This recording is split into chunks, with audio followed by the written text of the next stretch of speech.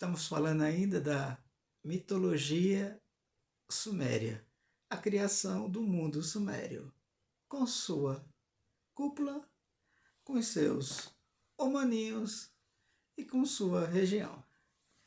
Então, Enlil, quando Enlil era uma figura de um deus rei que dominava agora, que tinha o seu reino. E quando esse reino está todo montado e todo construído, o que era comum? Estou de casaco porque está um frio em Brasília, vocês não têm ideia.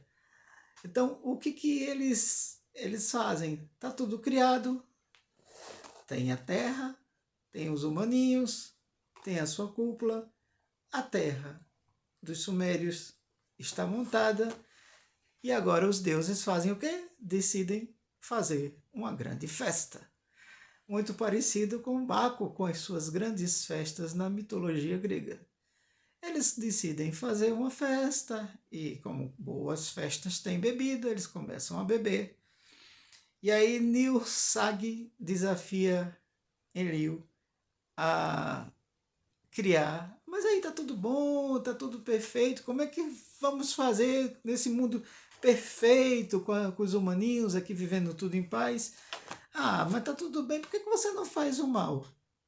Então Nil-Sag desafia Enlil a criar os seres maus, né, defeituosos.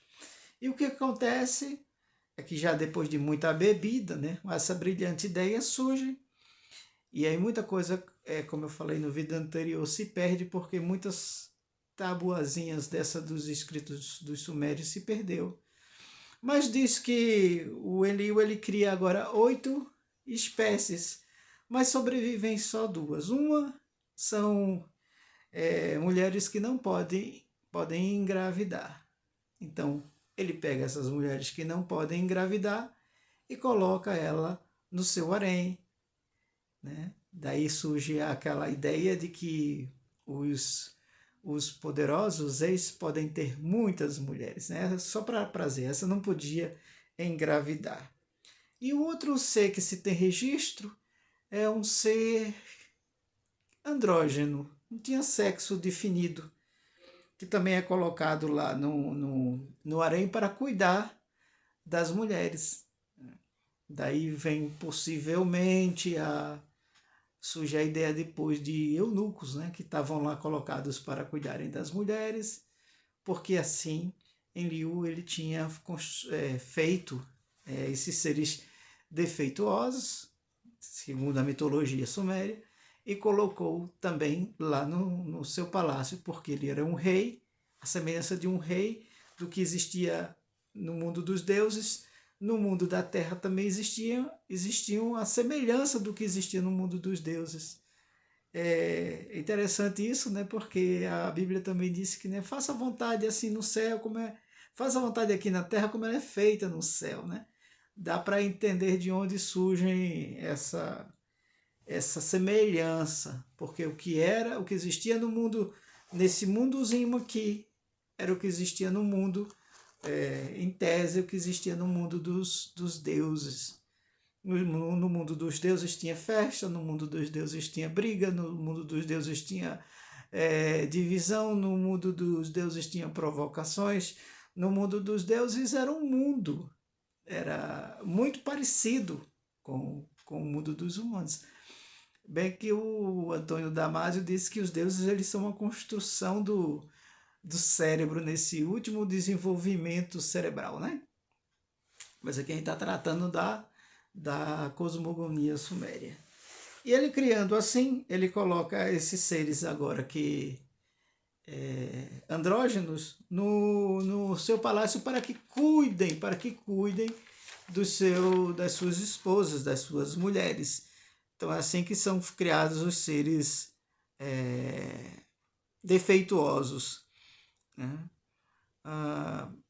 Logo em seguida, depois isso começa a dar maior confusão, né? Porque em algum momento ninguém sabe como esses seres humaninhos começam a ficar revoltados, que começam a ficar revoltados com os deuses porque alguma coisa sai fora do controle e eles se decidem se rebelar contra os deuses. Eles estão meio de saco cheio com os deuses, começam a se rebelar contra os deuses e aí há uma briga grande entre eles, né? E surge uma pessoa interessante lá no mundo, na mitologia suméria, que é um homem chamado Zilsudra, que era uma espécie de sacerdote.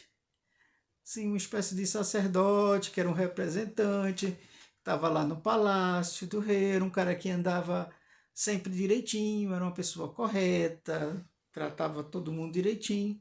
E como houve essa rebelião aqui, os deuses se reúnem e dizem: essa turma aí está dando muito trabalho, vamos destruir esse povo, vamos acabar com esses humanistas que eles estão dando muito trabalho, vamos destruir todo mundo e vamos refazer isso aqui tudo novamente, né? Mas aí um serzinho chamado Nilsudra, que era o sacerdote, recebeu a graça de Enlil, né? E os deuses se reúnem e aí levam as ideias para Enlil e para An, que era o deus, né, do céu, e eles decidem agora matar todos os humaninhos e só deixam agora Zilsudra e pedem para Zilsudra construírem um barco, uma barca grande, e para colocarem humanos ali, porque ali vai ser destruído os outros humaninhos. E Zilsudra, que é uma espécie de sacerdote muito competente e correto, que achou a graça de Yan e de Enlil, ele sobrevive nessa barca, e os demais morrem. Esse é o primeiro relato que se tem em história de registro de um dilúvio que acontece. Não, como eu disse, não no mundo todo, no planeta todo aqui, porque eles não conheciam o planeta todo. Era só nesse pequeno mundozinho aqui entre Tigre e Eufrates, a região ali dos Sumérios. E aí essas águas caem, abrem-se, cai um grande temporal, né?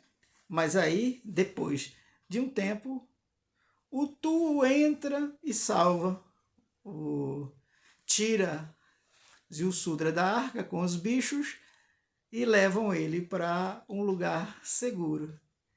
Esse é o primeiro registro de dilúvio que se tem no mito sumério.